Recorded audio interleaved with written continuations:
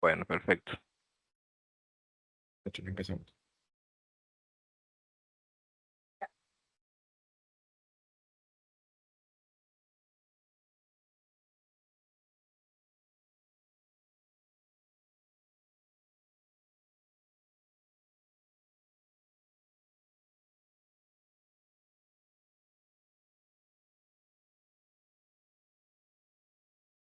Muy buenos días, bienvenidos a, a esta emisión de ZC Mayoristas. En este momento vamos a empezar un webinar sobre un tema bastante interesante y de mucho interés sobre el despliegue de fibras ópticas para las redes FTTH de la mano de nuestro aliado y buen amigo Marcos, representante de la marca Cablix.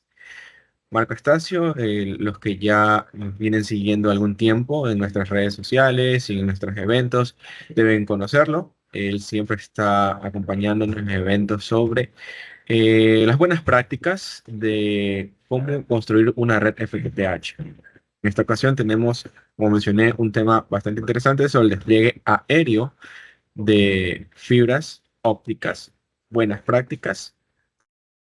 Vamos a considerar unos minutitos más para poder esperar más personas que se estén ingresando y estén acompañándonos a este webinar. Agradezco la puntualidad de los presentes. En unos 3 minutitos empezamos. Perfecto.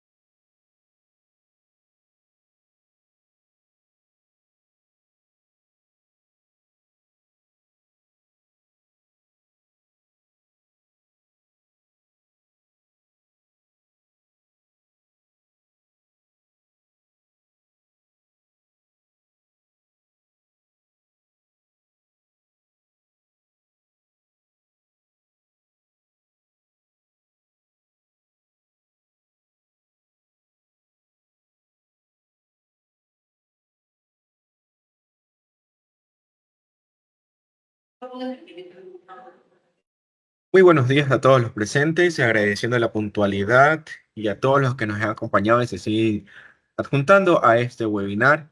Me presento, mi nombre es Javier Merino. Un grato gusto poder compartir con ustedes una vez más en esta emisión de la mano de nuestro aliado comercial y proveedor Cablix, junto con nuestro gran amigo, compañero, certificador de la marca Cablix, Marco Estacio, representante oficial. Nos acompaña el día de hoy con un tema bastante interesante: despliegue aéreos y manipulaciones de fibra óptica. Espero que este webinar, así como pasados que hemos presentado, sean de gran ayuda y les ayude a establecer sus redes de la mejor manera, con las mejores prácticas. Marcos, muy Bienvenido, el público es tuyo. Adelante. ¿Qué tal, Javier? Muchas gracias. Buenos días con todos. Y también agradecerle de parte de Cablix, por supuesto, por su asistencia aquí el día de hoy. Antes de comenzar, voy por favor, a preguntar que me confirmen si es que la pantalla está siendo compartida completamente y si es que el audio está correcto. Si me pueden, por favor, confirmar vía chat o vía micrófono, si fuese posible, ¿eh? Ok, creo que me están confirmando que se escucha y se ve perfectamente la pantalla. Ok, entonces, Sí, Marcos, sí estamos viendo y escuchando perfectamente. muchas gracias, Javier.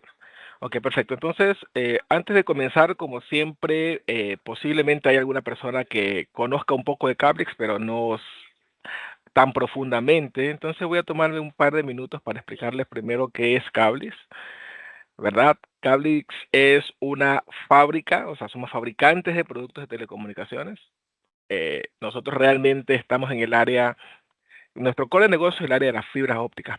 Sin embargo, también comercializamos o fabricamos otro tipo de productos como, por ejemplo, rack de telecomunicaciones, todo lo que es metal mecánica, ¿verdad? Bandejas, rack, organizadores de cables. Y también en el área de cableado estructurado, en el caso que ustedes, por supuesto, así lo requieran, ¿no? Categoría 5E, categoría 6, patchcore, pixels, en fin, no, me estoy refiriendo a la parte de cobre.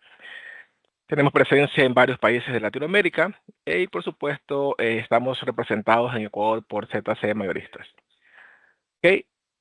Entonces, tenemos fábricas en dónde? Tenemos fábricas en China y tenemos fábricas en India, ¿no? Esto podría ser una estrategia comercial para algún negocio que ustedes en su momento se les presente. Cuando esto ocurra, pues tal vez tengamos la ventaja de tener vamos a decir, diferentes puntos de fabricación para hacer un poco más flexible la negociación. También tenemos productos que pueden estar dentro de la categoría premium, que son productos específicos, que tienen ciertas características específicas, que tal vez su proyecto necesite, ¿no? Tal vez no me estoy refiriendo a span más largos, diámetros más grandes, ciertas especificaciones con respecto a chaquetas, en fin, ¿verdad? Y también tenemos el producto estándar. El producto estándar es el producto que cumple con las características estándar del mercado dentro de la calidad que Cabdis quiere presentar a sus clientes. Ahora, todos nuestros productos, no importa si son premium o si son estándar, si son fabricados en India o son fabricados en China, van a tener un cable, un hilo óptico japonés o de marca japonesa. Esa es lo que nos diferencia a nosotros un poco de el resto de los productos que ustedes puedan encontrar en el mercado que vienen de procedencia de Asia. Y todos nuestros cables, por supuesto, tienen certificación de la industria. Ahora, con respecto a la calidad del producto, a la confianza del producto, pues ustedes que han usado el producto, los que ya lo han usado, saben de lo que me estoy refiriendo. Sin embargo, tenemos igual vamos a decir que un proceso bien claro de garantías, que puede ser de 1 año, de 5 años o hasta 25 años. Eso va a depender de su proyecto, va a depender de lo que ustedes, eh, cómo ustedes quisieran perfilarlo, ¿verdad? Esa información que les estoy comentando ahora está bien detallada paso a paso dentro de nuestra página web, nuestro sitio web www.cablix.com. Ustedes van a ir a la viñeta de garantías y descargan el documento. Ese documento lo pueden descargar en español, si es su preferencia, o en inglés, para su mayor comodidad. ¿Ok? Entonces, básicamente, en síntesis, lo que quería es un poco presentarles a lo que Cablix es, a qué se dedica, para que ustedes sepan que nuestra forma de comercializar el producto lo hacemos por medio de nuestros mayoristas. Esa es la forma de comercializar. En otras palabras, nosotros no comercializamos el producto directamente a los usuarios, a nuestros consumidores finales, sino que por medio de nuestros mayoristas, que son nuestra cara visible, como en este caso ZC en Ecuador. Bien, habiendo dicho eso, pues ya podemos comenzar para lo que ustedes realmente están aquí. Ya vamos a tratar un poco sobre manipulación de productos, despliegues, específicamente en el área aérea. Entonces, lo primero que yo les voy a decir es que los carretes de cables, como ustedes ya saben, vienen completamente encofrados, ¿verdad? Y la razón por la cual los cables vienen encofrados es obvia. La principal función es que esos cables estén protegidos. Pero en realidad no solamente estamos protegiendo el cable, se necesita proteger el carrete también. Eso es un principio técnico en la instalación. La manipulación y también el almacenaje de los cables son muy importantes para que el cable se encuentre completamente saludable y en el momento que vamos a hacer la instalación sea lo más, vamos a decir, fácil posible de hacer.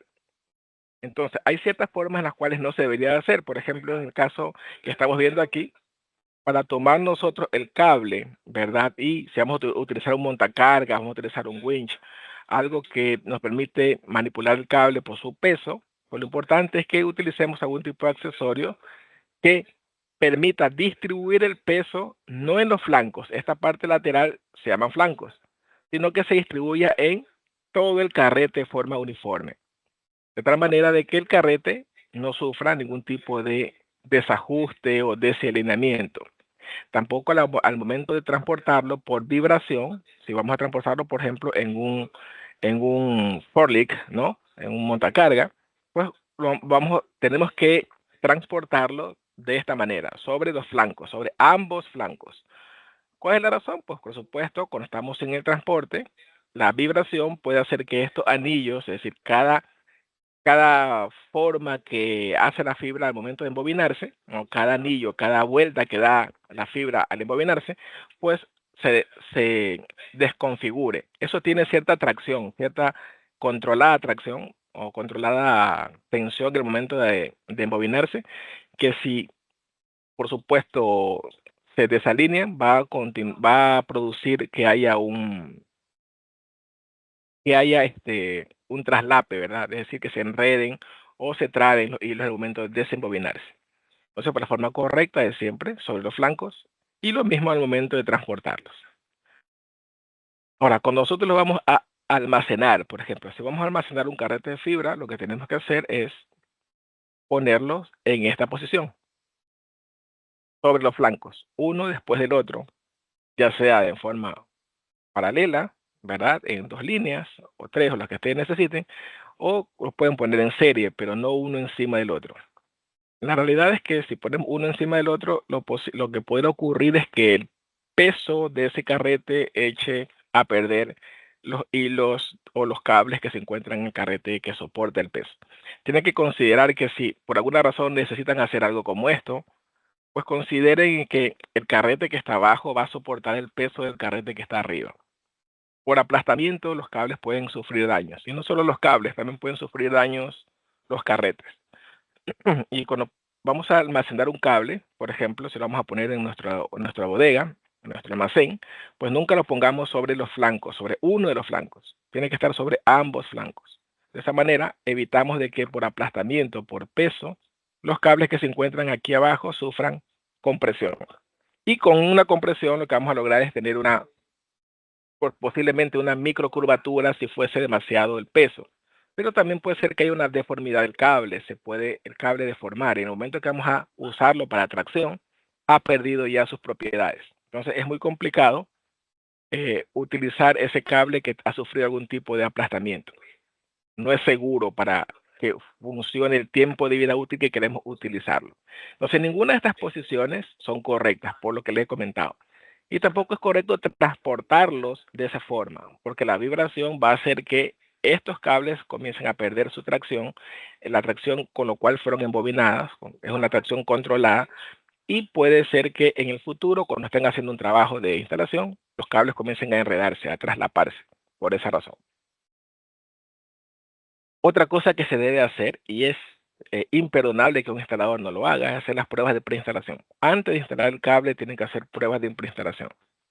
¿Cómo sabemos que antes de que el cable se instale no tiene una partícula de polvo, por ejemplo, en su fabricación del hilo, una burbuja de aire, una microcurvatura, por ejemplo, que podría ser muy común dentro de la fabricación de un hilo?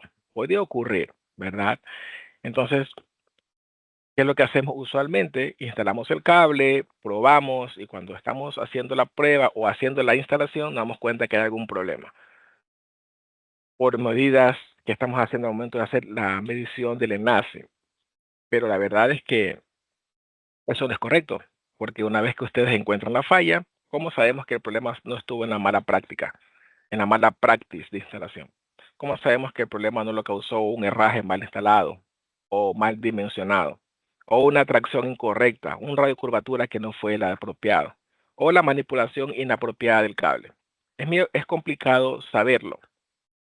Si el cable se encuentra aún en la bobina, yo puedo, sin problema alguno, imputar el error al cable. Una vez que yo haya hecho esa medición, la puedo hacer en todos los hilos. De un cable que tiene 12 hilos, por ejemplo, puedo hacerlo de forma aleatoria. Si quiero ser un poco más acucioso, puedo hacerlo en todos los hilos. Eso va a depender de las libertades que ustedes se puedan tomar basado en dos principios: principio de experiencia y la confianza que tengan, por supuesto, en el producto que están haciendo el test o la prueba. Ustedes pueden probarlo en cualquier longitud donde que necesiten. Lo único que necesitan saber es cómo funciona el índice, el coeficiente de atenuación de esa fibra para poder determinar cuál es la pérdida que debe tener por kilómetro. Es todo lo que necesitan saber. Pero una vez que hayan hecho eso, están listos ya para hacer la instalación. Ahora, sabemos que el 70% en Latinoamérica, ¿no?, del despliegue de cables se hace por medio de postes, es decir, instalación aérea. Y para eso se utiliza la norma de la TIA, la 758 de la TIA, que es la que te explica cómo vas a hacer toda la instalación por postes, altura del poste, en fin, ¿verdad? Dimensiones, plenum, todo lo que tengas que ver con esa instalación. Sin embargo, ¿verdad? Las personas o los técnicos que van a hacer este tipo de instalación necesitan conocer otras cosas que son esenciales, por lo menos las indicaciones más básicas dentro de la manipulación de un cable de fibra. Y por supuesto, dentro de las técnicas de instalación de un cable de fibra. Pero lo que vamos a ver ahora es no todo lo que dice la norma, pero vamos a apuntar donde realmente podemos sacarle un poco más de provecho desde el punto de vista básico. Lo primero que tenemos que saber que el cable que vamos a instalar por postes es un cable autosoportado, o debería ser un cable autosoportado. Si bien es cierto, hay opciones de instalación, o sea, de cables para instalar en opciones no autosoportados, que significa que no soporta su propio peso. ¿Qué es lo que significa? En esos casos muy puntuales tendríamos nosotros que utilizar alguna otra técnica, ¿no?, que no vamos a ver en este espacio, pues vamos a decir por la determinada cantidad de tiempo que tenemos, no nos permite explicar todos los pasos que vamos a seguir. Pero si utilizamos un cable, por ejemplo, autosoportado, sabemos que es un cable que se va a instalar en un solo paso. Es decir, tomo el cable, lo voy a desembobinar, dependiendo del método que ocupe, y el cable, como soporta su propio peso, no necesita ningún otro elemento adicional a él, ¿no? Sus métodos para autosoportarlo pueden ser variados, pero va a ser un cable que va a soportar su propio peso. Entre esos tenemos, por ejemplo, los cables ADSS, que ustedes seguramente conocen, los cables ASU, y los cables drop, que pueden ser con mensajero o sin mensajero, dependiendo de su formato. ¿No? Como les comentaba, hay otras técnicas como cables para coser, por ejemplo, que no son cables autosoportados, los cuales no vamos a abordar en esta webinar. ¿Ok? Si yo voy a instalar un cable autosoportado, ya sé que ese cable va a ir por postes y que va a ser instalación en un solo paso. Necesito conocer sobre el determinado concepto de span. ¿Qué es el span? A veces nosotros condenamos esa especificación, o sea, se le asignamos esa especificación directamente al cable, cuando no es correcto, ya que el cable no es que tiene un span, el cable está diseñado, fabricado para soportar o para ser montado en un determinado span. El span es el ambiente de instalación, la distancia que hay entre los postes. Entonces, por consiguiente, yo cuando voy a hablar del span, tengo que referirme a el espacio o el ambiente, el escenario de instalación a per se. Por ejemplo, si yo quiero saber cuál es el span que yo voy a comprar en una fibra óptica, debo observar lo que ocurre con los postes. Y debo observar todos mis postes. Debo observar que en un caso consentido, por ejemplo, ¿verdad? Yo voy a decir, por ejemplo, tengo el poste número 1, el poste número 2, el poste número 3, el poste número 4, y entre ellos hay ciertas distancias. Esas distancias que existen entre ellos, yo voy a escoger siempre la mayor. La mayor distancia va a ser mi distancia interpostal, con la cual yo voy a definir cuál es el span del cable que voy a comprar para toda la instalación. De esa forma, yo puedo estar seguro de que el cable que yo voy a comprar va a ser suficiente para funcionar en toda mi instalación sin ningún tipo de problemas.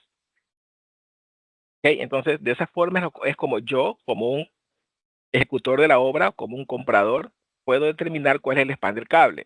Pero ¿cómo hace la industria para determinar cuál es el span del cable? La industria no hace el cable dependiendo de nuestras especificaciones, o sea, de nuestras necesidades como usuario, sino que hace las especificaciones o hace el cable dependiendo del span, dependiendo de un span general.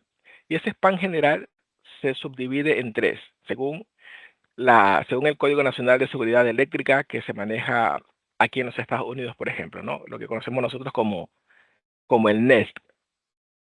Tenemos tres tipos de posibles span. El span que es ligero, el span que es mediano y el span que es pesado. ¿Okay? Si estamos hablando de un span ligero, este span ligero está considerando que yo voy a tener poca densidad, por ejemplo, de hielo o de nieve y que la fibra va a tener un peso mínimo y que yo puedo instalarla en distancias más largas. Esas distancias más largas podrían ser 120, 150 metros, por ejemplo, entre postes. Si yo tuviese, por ejemplo, un NES mediano, significa que yo estoy considerando otras situaciones climatológicas, por ejemplo, donde hay mucho más posibilidades de hielo, donde hay más posibilidades de peso por nieve, por ejemplo, en el cable, donde hay situaciones, por ejemplo, de presión atmosféricas mayores, ¿ok? En esos casos específicos, yo lo que tengo que pensar es que ese cable va a tener una especificación de span mediano. ¿Ok? Y así sucesivamente. Va a depender del ambiente en el cual yo me desenvuelvo. Ahora, desde el punto de vista de la industria, es así. La industria prepara un cable que va a decir span 100 y que considera todos los peores casos posibles. Considera el peor caso posible con respecto al hielo o a la nieve, con respecto al peso, con respecto a las posiciones de los postes, por ejemplo, topográficamente hablando, el desnivel, pendientes o depresiones, presión atmosférica, en fin. Todo eso se calcula y se calcula de forma general.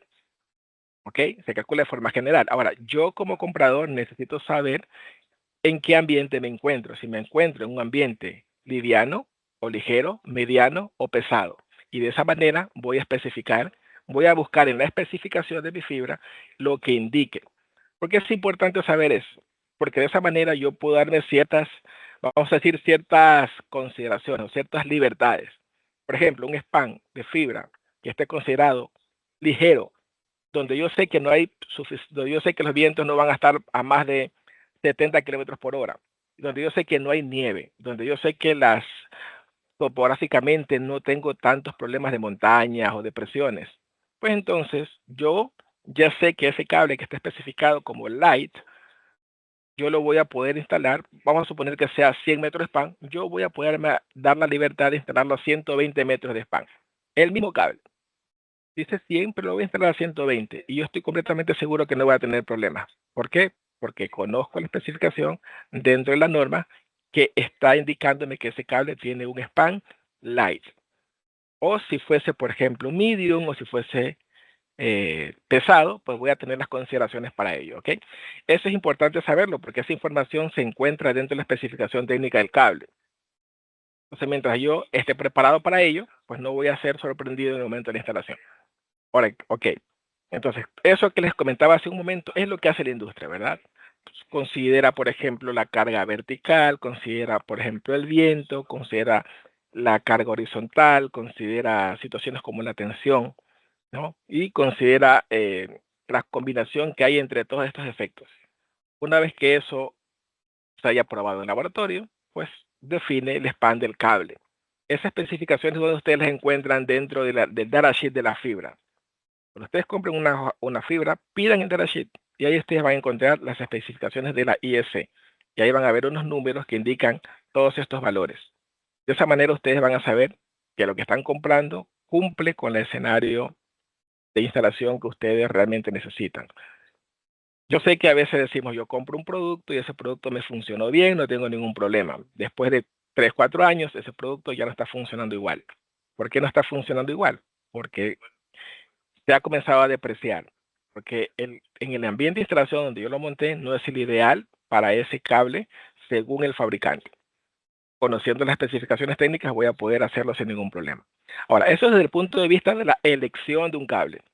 Yo estoy eligiendo un cable, necesito saber si es un cable autosoportado, necesito saber el span del cable y necesito saber algunas especificaciones técnicas que me permitan a mí utilizar todos los recursos para que mi instalación dure 15, 20 y hasta 30 años sin ningún problema. Eso no es un problema del fabricante, es un problema de nosotros como instaladores, nosotros como usuarios, porque es nuestra responsabilidad elegir el producto correcto. Ahora, desde el punto de vista de la instalación, ¿ok? Desde el punto de vista de la instalación, también es importante saber que nosotros tenemos que considerar cuáles son los puntos de liberar tensión en la instalación aérea. Las instalaciones aéreas tienen tensión nominal, ¿verdad? La tensión nominal significa que los cables están amarrados y una vez que los cables estén amarrados con los herrajes de retención, pues van a sentir algún tipo de tensión, ¿no? Por gravedad, por peso, por viento, por lluvia, por todos los efectos climatológicos que sabemos que existen, incluso por vibración. Ok, si nosotros no hemos considerado correctamente este efecto, que es el que conocemos como el saco, la flecha, no vamos a poder identificar de forma correcta dónde el cable debe liberar tensión y por qué razón. Entonces tenemos que identificar de forma rápida qué es lo que la norma indica. La norma me dice que una flecha no puede ser mayor que o sea, no puede ser menor que el 1% y no puede ser mayor que el 3%. Es decir, va a estar entre el 1 y el 3% siempre. Y eso es un porcentaje, ¿verdad?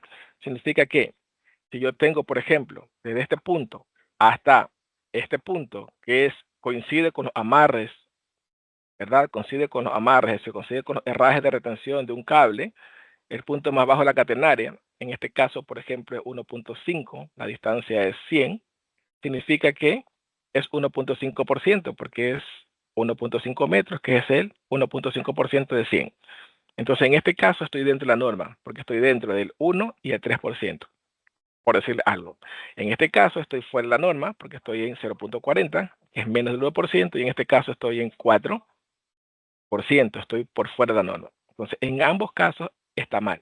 En este caso, porque puedo tener problemas, obviamente, de tensión, punto de tensión, y en este caso, porque el cable va a quedar demasiado bajo y puedo encontrarme con algún problema en la circulación vehicular, por ejemplo. Entonces, es importante también conocer sobre esto, porque de esta manera vamos a poder resolver esta situación, que es muy común o puede ser muy común dentro de una instalación. Además que los cables están hechos de polímero, de plástico, ¿verdad? Algún tipo de polímero, ¿no? El que ustedes quieran. En este caso, nosotros estamos hablando de HDP, polietileno de alta densidad, porque es nuestra mejor solución dentro de los elegibles. Pero si fuese cualquier otro polímero, todos los polímeros por reacción se encogen cuando hay mucho frío, por ejemplo, se comprimen o se dilatan cuando hay demasiado calor. Esa es una propiedad intrínseca del polímero. Entonces, en esos casos, yo puedo tener una deformación del cable donde tengo una tensión más grande, como en este caso. Y yo he calculado la flecha correcta, seguramente en algún lugar de esta instalación yo voy a tener un espacio donde la fibra va a poder liberar tensión. He considerado la flecha correcta, que en este caso sería por este momento, ¿no? Por aquí más o menos estaría calculado de la flecha. Entonces, eso es lo que realmente ocurre en una instalación. Pero además de eso, tenemos que considerar que cuando nosotros hemos instalado la flecha correcta, pues entonces no vamos a tener ningún tipo de problema con esta especificación. Este valor también se encuentra dentro de la especificación del cable. Cuando ustedes compren un cable, por ejemplo a ZC, pídelo en el datasheet y ustedes van a ver ahí que va a decir en algún lugar de la información técnica, le va a decir MET, ¿no? Que es la máxima tracción permitida. Es la máxima tracción que yo le estoy diciendo a ustedes que pueden jalar ese cable. O sea, el fabricante les va a decir cuál es la máxima tracción que ustedes pueden ejercer. Y para esto ustedes tienen que controlarlo con un equipo que se llama dinamómetro. En el momento que estén haciendo la instalación, pongan un dinamómetro en el extremo de jalado y ahí ustedes van a calcular cuánto es lo máximo que están jalando ese cable. Si por ejemplo les dice que son 1800 newton, pues ustedes van a configurar el dinamómetro a 1800 newton y no van a pasarse de ese valor. De tal manera de que no van a evitar que se haga, van a evitar que el cable se deforme o que se forme una microcurvatura internamente. Con lo cual obviamente van a tener que reparar, fusionar después y cargarle más pérdidas al enlace. Entonces, esta especificación también está en la especificación técnica. ¿Por qué estoy hablando de especificaciones técnicas del producto? Porque solamente un fabricante que en realidad tenga confianza en su producto va a decirles todas estas cosas. Le va a apuntar hacia donde ustedes tienen que mirar para que no cometan errores o para que puedan elegir el producto correcto. Es importante saberlo porque no todos los fabricantes lo hacen, de tal manera de que es un poco dudosa su fabricación. Entonces, ustedes soliciten el datasheet o pueden descargarlo del sitio web de Cablix también. Ustedes van a cablix.com y ahí van ustedes al producto que necesitan, abren la ficha técnica y le dan a descargar. Y lo pueden tener también para ustedes hacer su análisis. Ahora, eso con respecto a es un cable autosoportado. Pero también tenemos la situación de que como si vamos a hacer instalaciones aéreas, el cable no solamente tiene que ser autosoportado. El cable también tiene que ser dieléctrico. Significa que no tenga ningún tipo de metal en su construcción. Es decir, que no pueda conducir pulsos eléctricos o electricidad. Entonces, para esto es importante conocer que en el mercado encuentras cables, entre comillas, para instalar en la parte eléctrica, como por ejemplo el cable GYX. Todos los cables que son GYX son cables que son blindados, son cables que tienen algún tipo de material metálico en su construcción, ya sea que es metálico la piel interna, el refuerzo, o metálico los mensajeros para hacer la tensión, o sea, para autosoportarse utiliza mensajeros internos metálicos. Ok, ¿cuál es el problema? El problema es que la norma mismo me dice que es imposible, o sea, que no es posible o no debería ser posible instalar cables que tengan algún tipo de compuesto metálico entre los postes. Pues es obvio, ¿verdad? Que en los postes su principal función es la instalación de los cables eléctricos. Esa es su principal función. El tema de las telecomunicaciones es algo agregado por necesidad. Entonces, la posibilidad de recibir un impacto eléctrico en el momento de hacer una instalación es muy grande. Es decir, que por efectos mismos de seguridad del personal que está haciendo el trabajo, es una contraindicación instalar elementos metálicos dentro de la construcción de un cable. Pero no solamente eso, sino que también hay la posibilidad de recibir impactos eléctricos por descargas de rayos, por ejemplo, en cuyo caso la situación podría cambiar drásticamente. No estamos hablando ahora de nuestro personal, sino que estaríamos hablando posiblemente de transeúntes, de personas que estén dentro de domicilios o lugares de confinamiento como cuartos de telecomunicaciones o equipos que podrían destruirse. En el mejor de los casos, solamente la fibra podría desintegrarse o fundirse por el calor que genera una descarga de un rayo. Entonces, cada vez que nosotros tengamos la necesidad, o tal vez por ignorancia, por desconocimiento, por inobservancia, ¿verdad? E instalemos un cable que no es dieléctrico, ¿verdad? Un cable que no es dieléctrico en las instalaciones aéreas, tenemos que utilizar la norma de la 607 de la TIA, que indica que yo tengo que poner un electrodo a tierra, tengo que hacer todo el trabajo de el dopado de esa tierra químicamente para que la impedancia sea menor y luego drenar todo eso de la red de telecomunicaciones con un cable eléctrico. Ese cable eléctrico tendría que ser mínimo número 6 y dependiendo de la distancia que se encuentre el electrodo va a ir creciendo. En otras palabras, lo que voy a yo a hacer con eso o lo que yo voy a lograr con eso es incrementar mi presupuesto. Incrementar mi presupuesto porque pensé que un cable que tenía una implicación metálica, que tal vez sea más barato que un cable ADSS, por ejemplo, un cable completamente eléctrico autosoportado, sea la solución para tener una rentabilidad en mi proyecto, pero lo cual no es cierto, porque si nosotros queremos evitar problemas al futuro, lo que tenemos que hacer es esto. Recuerden que mientras no ocurre nada, no pasa ningún problema, pero en el momento que ocurra una incidencia, pues vamos a tener un problema que posiblemente no sea un problema solamente civil. Podría ser un problema penal, porque si una persona muere en el evento, alguien tiene que hacerse responsable de ese fallecimiento, ¿verdad? Entonces es importante lo que dice la norma. La norma te dice cables que tengan componentes metálicos, no instalarlos en postes. Ningún tipo de cable. Y en el caso que lo haga, tengo que utilizar la 607 de la TIA. Se llama unión equipotencial y puesta a tierra. Esa es la forma correcta de hacerlo para evitarnos problemas a futuro. No solamente problemas, como les expliqué, en la parte económica, ¿verdad? Ahora, ¿qué tipo de cables yo puedo instalar? ¿Cuáles son los tipos de cables que yo realmente podría instalar en un poste?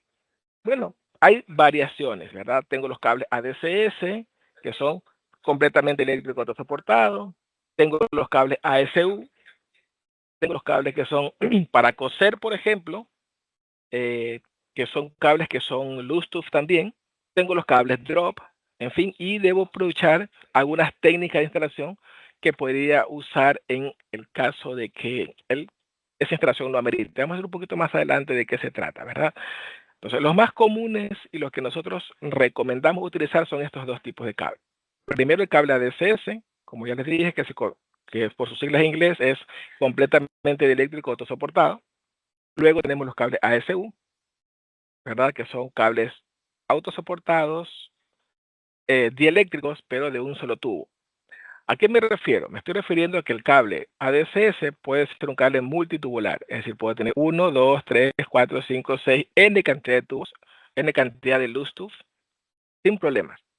Pero el cable ASU, por norma, solo puede tener un solo tubo, es decir, un solo Bluetooth. Con esto, ¿qué es lo que estoy diciendo? De forma implícita, la industria te está diciendo que este cable tiene una limitación con relación al conteo de hilos. En este cable, el cable ASU, yo no puedo tener más de 12 hilos según la norma. O, como dice el dicho, no, echa la norma, echa la trampa. Yo puedo llegar hasta un máximo de 24 hilos utilizando un formato personalizado.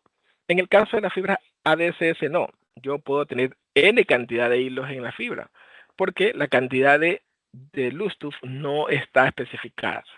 ¿Sí? Voy a tener la cantidad que necesite dependiendo de la cantidad de hilos que necesite. Esa es la diferencia entre los dos principal. Después de eso hay otras diferencias que la industria va dictando porque va a aplicar estos cables a diferentes tipos de ambientes de instalación.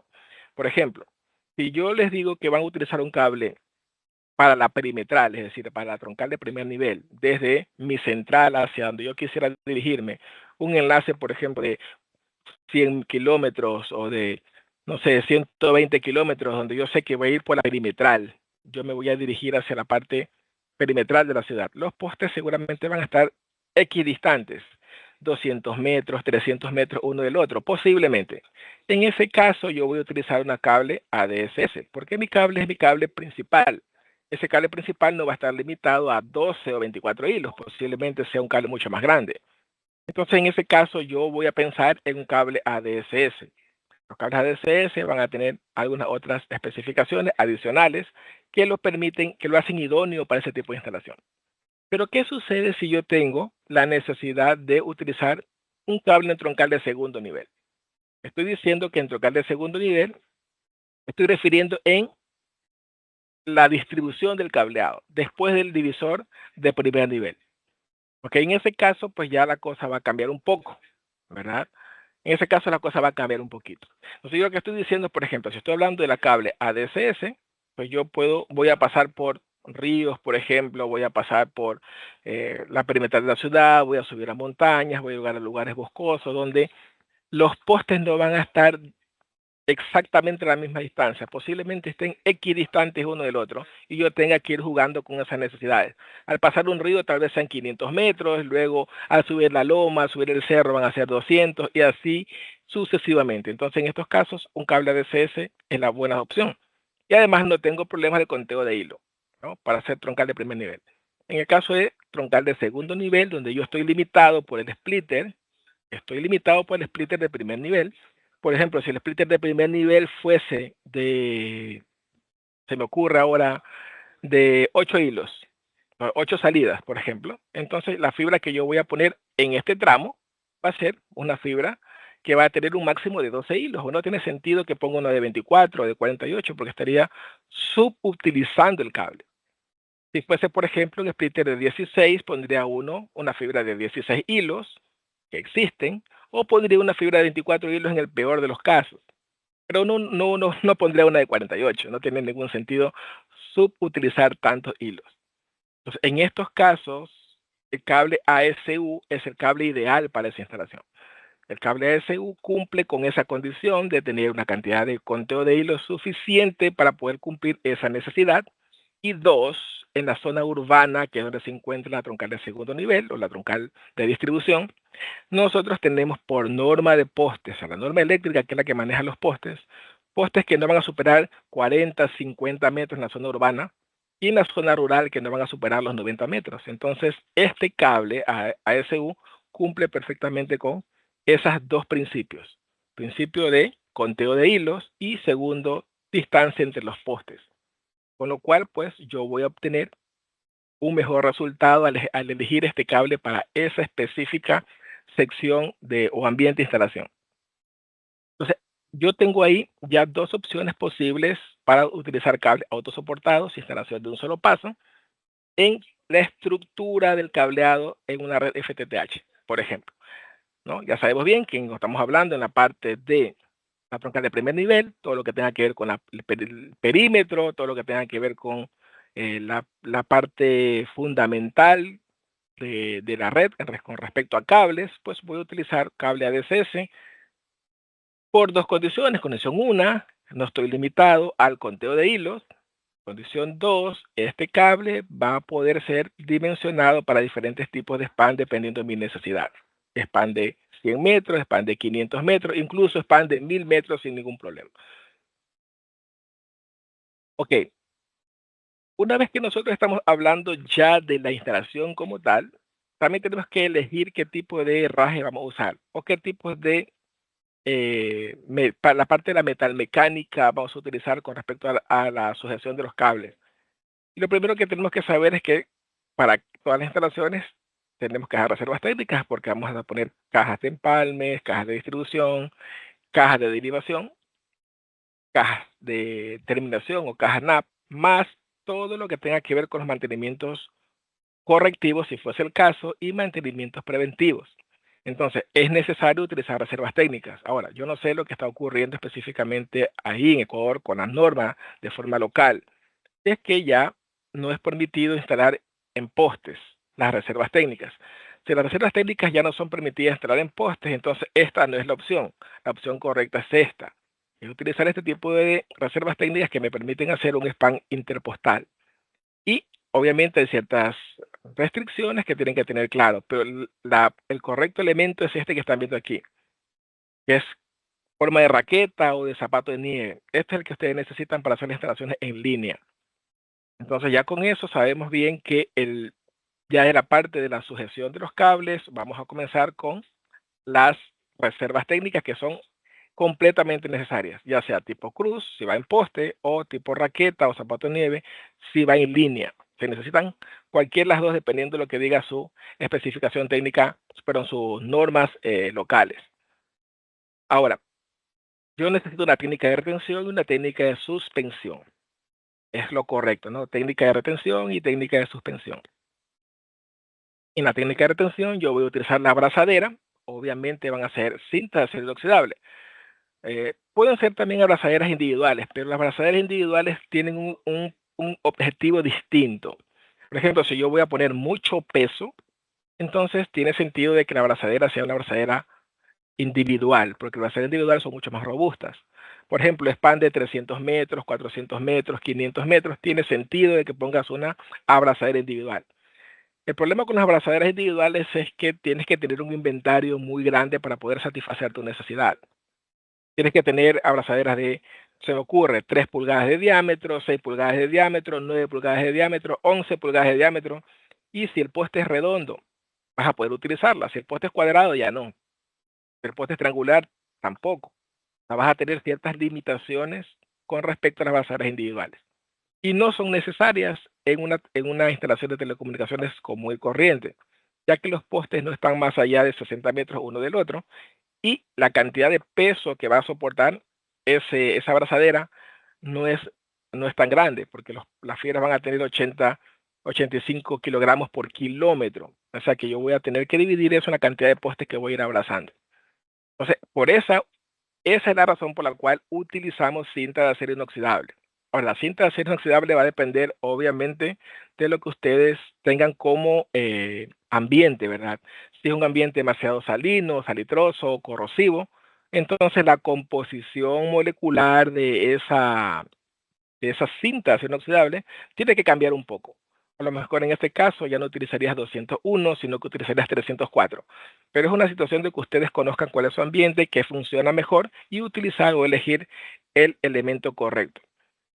Lo único que tienen que hacer es Si necesitan información al respecto de eso, pues nos dejan saber por medio de nuestro mayorista y nosotros con todo gusto podemos hacerle la recomendación del caso. Ok, entonces necesitamos la cinta de acero inoxidable con el buckle, ¿no? Con la hebilla, que es el que cierra, por supuesto, el cinturón en el poste. Y luego vamos a tener que utilizar herraje, ya sean de tipo A o tipo D, dependiendo de mi necesidad, con brazos extensores o sin brazos extensores, dependiendo de mi necesidad. Y luego, al final, ¿verdad? Como elemento tensor que va a retener la fibra, vamos a tener un helicoidal, va a depender del span que ustedes necesiten, o pueden utilizar también una pinza de dispersión. Ojo con esto. Si utilizan una pinza de dispersión, deben remitirse a dos cosas. Primero, cuánto soporta como tracción máxima esa pinza de dispersión, para que cuando ustedes no vayan a tener la mala sorpresa de encontrarse la fibra en el piso, por ejemplo, ¿no? Porque no soportó la tensión que necesitaban.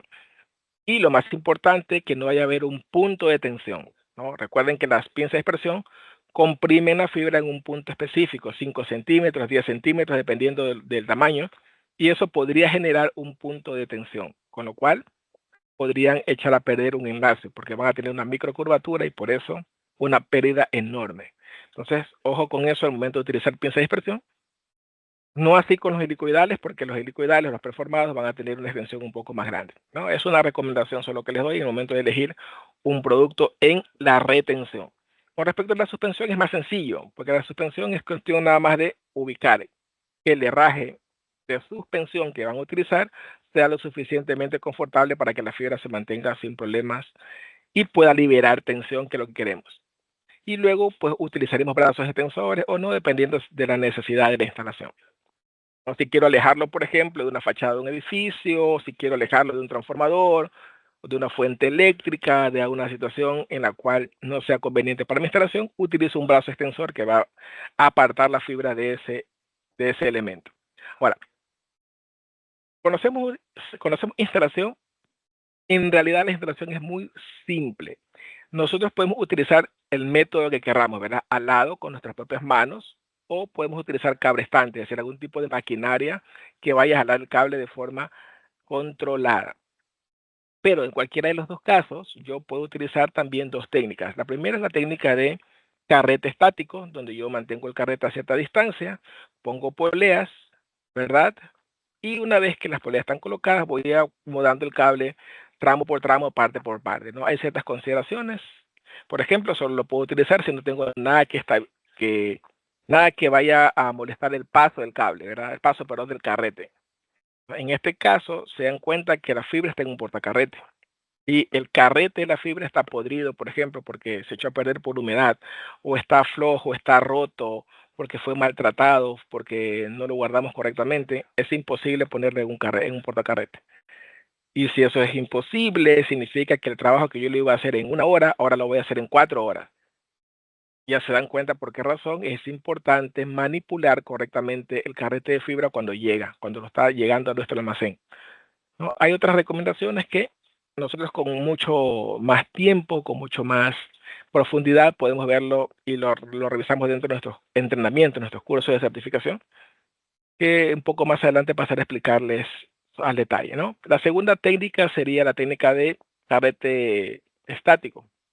En este caso, pues yo ya no voy a utilizar solamente poleas, perdón, yo voy a utilizar solamente, no voy a utilizar elementos de retención, solamente poleas, y voy a jalar el cable, voy a comenzar a dar la manipulación que necesito.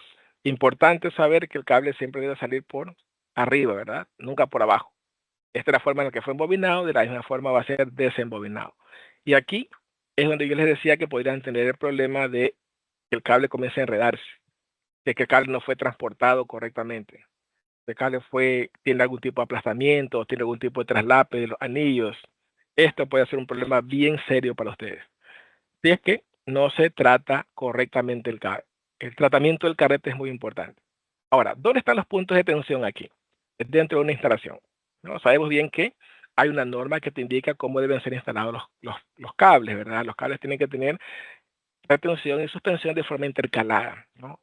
Entonces, de esa forma intercalada, vamos a suponer que tenemos 4 postes. En esos 4 postes tengo el primero y el cuarto retención y en los dos de en medio suspensión.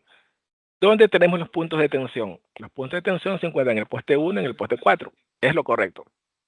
Los postes 3, 2 y 3 son postes de suspensión. Significa que ahí es donde nosotros vamos a poder liberar tensión. En otras palabras, aquí la flecha que hayamos dejado entre los postes, recuerden el tema de la flecha, va a ser fundamental para que si hay algún problema, por ejemplo aquí, la fibra comience a recorrer de un lado a otro y comienza a liberar tensión. Y evitamos, ¿con qué evitamos con eso? Puntos de elongación, macrocurvaturas, rompimientos, incluso aplastamientos, compresiones, todo eso que va a ser un problema terrible en el momento de la puesta en producción de una red. Ahora, en este caso, obviamente, son 300 metros, porque cada poste tiene 100 metros de distancia, y esos son los puntos de tensión. Pero el fabricante, es decir, nosotros fabricamos un cable para 100 metros de span. Sin embargo, en la técnica de instalación está considerado todo esto que estamos viendo ahora, ¿no? Que es lo que les explicaba hace un momento. Ahora, ¿cómo yo sé que la flecha está bien? Para esto necesitamos conocer una situación que está aquí. La flecha se calcula con esta fórmula, así es como se calcula. No es solamente una situación visual. Voy a ver y así es como lo hago. No, yo tengo que calcularla. Entonces, ¿cómo la calculo? Calculo de esta manera, donde yo digo que el peso del cable debe estar en newtons. Hay que hacer una operación matemática ahí, porque ya saben ustedes que la fibra viene en peso por kilogramo, que hace una conversión. Luego tengo que multiplicar por la longitud que hay entre los postes al cuadrado, y eso divido por 8 veces la tensión del cable. Cuando yo hago esa operación, ese valor que me debe dar ahí debe ser entre el 1 y el 3% del span del cable. ¿Ok? Entre el 1 y el 3% del span del cable. Si es menos del 1%, ya sé que tengo que hacer algún tipo de ajuste.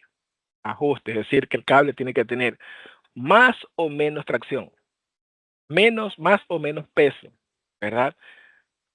Debo calcular el span a mayor distancia. Eso es más complicado resolver el tema del span porque los postes están dados. Los postes no los puse yo, por ejemplo, los puso la empresa eléctrica. Es más complicado resolver el tema del span.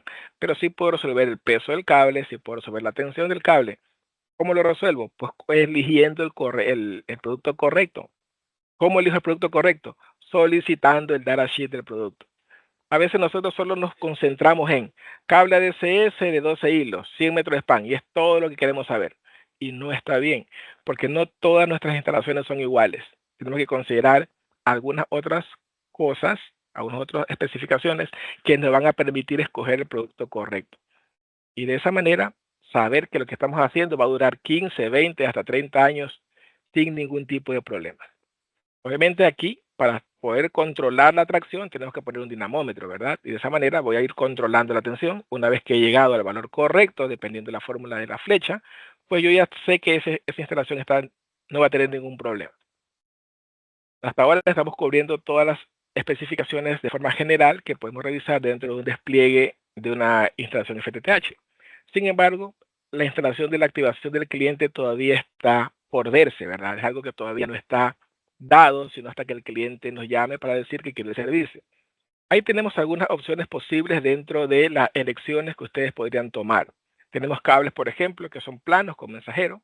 Tenemos cables que son figura cero. Tenemos cables redondos y posiblemente cables sin mensajero. ¿De qué va a depender esto? Pues no va a depender si es un cable de drop o no. Va a depender del ambiente de instalación que ustedes tengan. Va a depender de su escenario de instalación. Estamos hablando nosotros, por ejemplo, de un cable drop, un cable que es para la cometida, y es el cable que todos tenemos en nuestra mente, ¿verdad? Un cable que tiene 2 milímetros de ancho por 3 milímetros de largo, y tiene 2 elementos de fuerza, y la fibra va en medio de los elementos de fuerza. Ese es un cable como el que están viendo ustedes en la pantalla. Puede tener mensajero o no, ¿ok? Puede tener mensajero o no, dependiendo de su necesidad. Si va en poste, obviamente va a tener mensajero. Si estamos hablando de ese cable en particular, ese cable tiene ciertas limitaciones, y esas limitaciones no están dadas por el fabricante. Esas limitaciones están dadas, perdón, estas limitaciones están dadas por la norma, por la norma. Por ejemplo, cuando nosotros estamos hablando de cajas de distribución, las cajas de distribución van a estar ubicadas a cierta distancia una de la otra, ¿ok? Que son 300 metros según la norma. la mitad de 300 metros son 150, es decir, a un radio de 150 metros, una de la otra, si quieres verlo de esa manera. ¿Okay? Ambas formas indica la norma. Significa que el cable drop no debería superar más de 150 metros de esa caja. Estamos hablando, perdón, de la caja NAP, ¿no? De la caja de determinación. Entonces, esa información es la que coge el fabricante para poder diseñar y fabricar este cable. Además, en las zonas urbanas, como vimos hace un momento, los postes no van a estar más allá de 50 metros por norma eléctrica. Entonces, esa información es la que toma el fabricante y dice, este cable vamos a diseñar para que no se instale a más de 50 metros entre postes de span. ¿Esa información está escrita en el datasheet? No. ¿Por qué no está escrita? Porque el cable es drop, porque la norma te lleva allá. ¿Me explico? La norma te está diciendo qué es lo que ese cable, dónde va a ser instalado, cuál es ese escenario de instalación. No es necesario ponerlo en el datasheet. Si el fabricante quiere, lo pone, si no, no. Porque la misma especificación del ambiente de instalación te indica qué cable es. Entonces hay que tener mucho cuidado con eso, porque ese cable, por definición, no puede ser jalado a más de 600 newtons de fuerza, no más de eso. Ahora, si queremos un cable que tenga diferente especificación, una especificación más arriba, es decir, que tenga una optimización en su rendimiento, entonces ya no es este cable, es un cable distinto. ¿Ok? Puede ser un cable figura cero, puede ser un cable con, no sé, con algún tipo de refuerzo. ¿Ok? Sigue siendo cable drop todavía, pero no es el cable drop clásico que conocemos todos. Así que hay que tener mucho cuidado con eso. Adicionalmente, el cable drop también debe cumplir con esta situación de la compatibilidad con la vida. Es decir, el cable drop debería tener la menor cantidad de problemas posibles con respecto al tema del cable dieléctrico, por ejemplo. Recuerden que un cable drop entra a una oficina o entra a una casa o un hogar. Si eso ocurre y, por ejemplo, hay una descarga eléctrica, ya sea por conexión, por inducción de un transformador o de un rayo que golpee el cable, es posible que esa corriente eléctrica llegue al interior del hogar. Si eso llegase a ocurrir, podría descargar un equipo activo. Bueno, es una pérdida económica, pero si descarga en una persona, ya no estamos hablando de una pérdida económica. Entonces, hay cables drop que tienen el mensajero metálico y los elementos internos metálicos también, los elementos de fuerza. Esos son tres problemas por resolver. Porque aunque yo, por ejemplo, quite el mensajero en este punto de marcación, es decir, donde la fibra se convierte de, por ejemplo, una fibra que está de planta externa o una fibra entre edificios, si lo quieres ver de esa manera, a una fibra intraedificio, en ese momento yo puedo simplemente cortar 1 centímetro del mensajero y descontinuar el mensajero. Y con eso es suficiente. Si viene una transiente por aquí, pues va a llegar solamente hasta ahí, por ejemplo. Y de esa manera, todo el cable comienza a entrar a comportarse como un cable dieléctrico, aunque tenga el mensajero, porque ya está descontinuado. Pero si el cable tiene mensajero metálico y los elementos de fuerza internamente metálicos, no hay técnica que yo pueda utilizar para convertir ese cable en un cable dieléctrico. No se puede.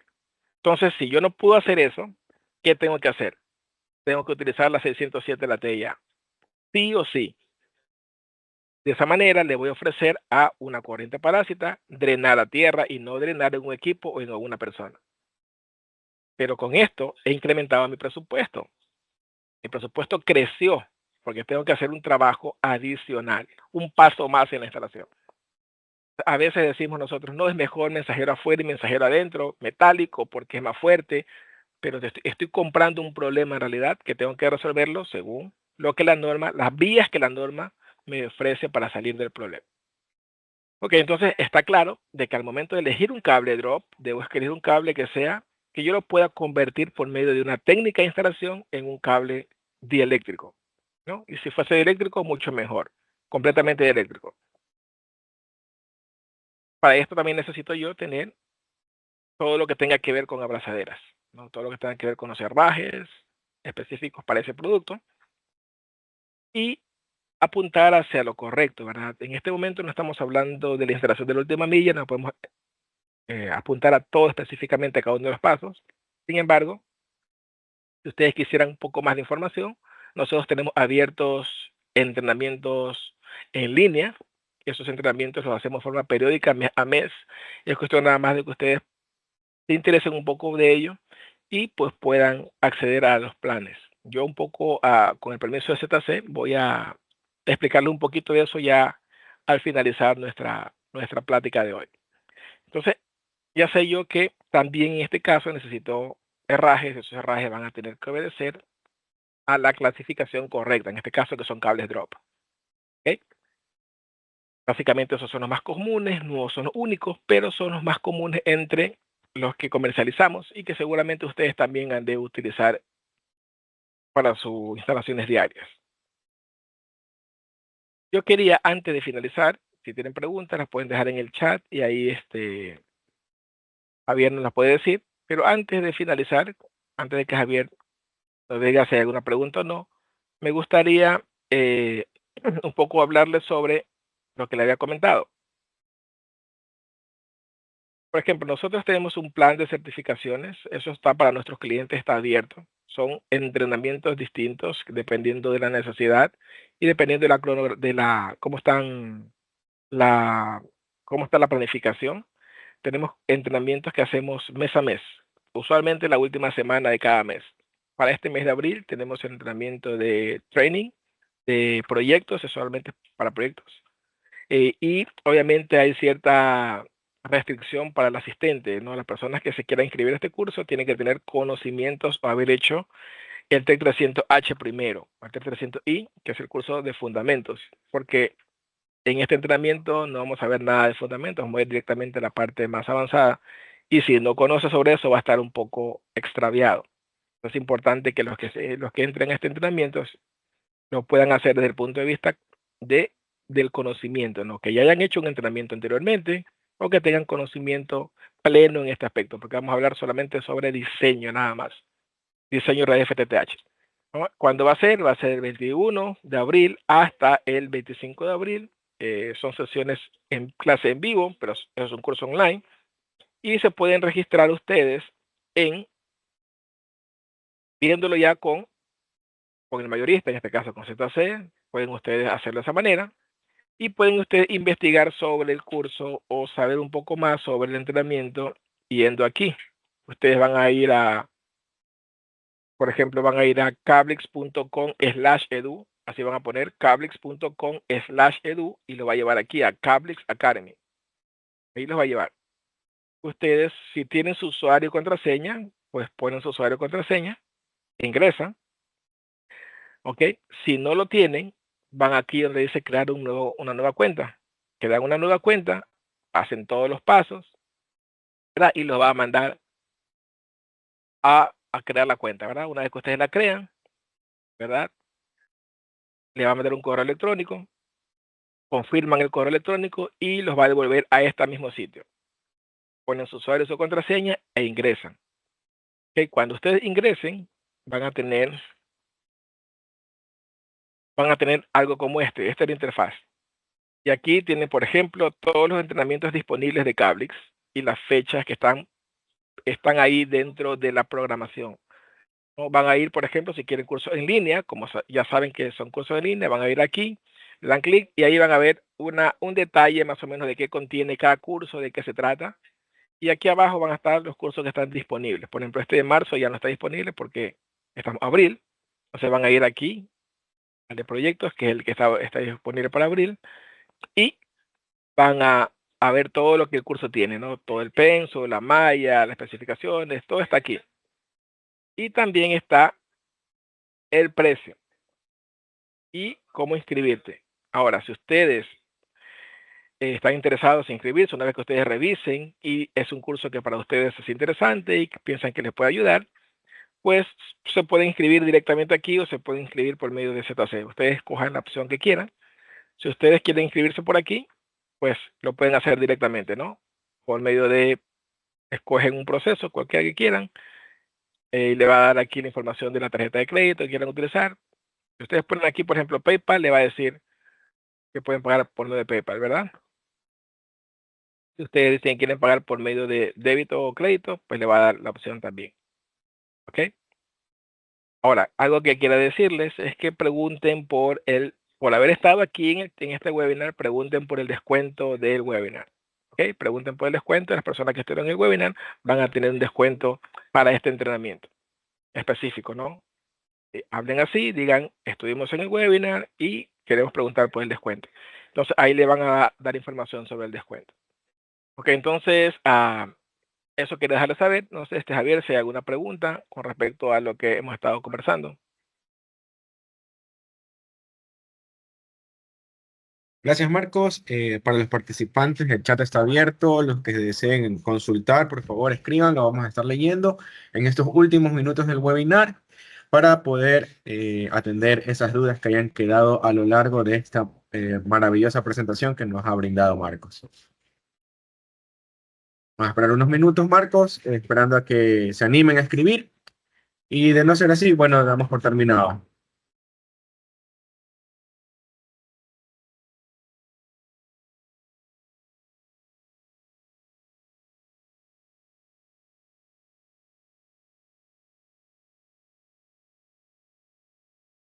Nos consultan acerca de la certificación que acabas de mencionar y promover. La consulta es si esta certificación tiene estándares de Ecuador. Nosotros, la verdad es que nosotros manejamos todo lo que tenga que ver con estándares desde el punto de vista internacional, porque es un curso internacional, es un curso de certificación internacional. Entonces, los cursos de certificaciones que tienen que ver con normas internacionales usualmente abrigan las normas locales. Hay ciertas excepciones, ¿no? Pero que son puntuales. Pero en telecomunicaciones, Ecuador, que yo sepa, no hay un gremio que promulgue certificaciones o locales, no normas locales. Todas las normas que se manejan son normas internacionales. O sea que, en otras palabras, en ese aspecto, por supuesto, van a cumplir con las especificaciones de Ecuador.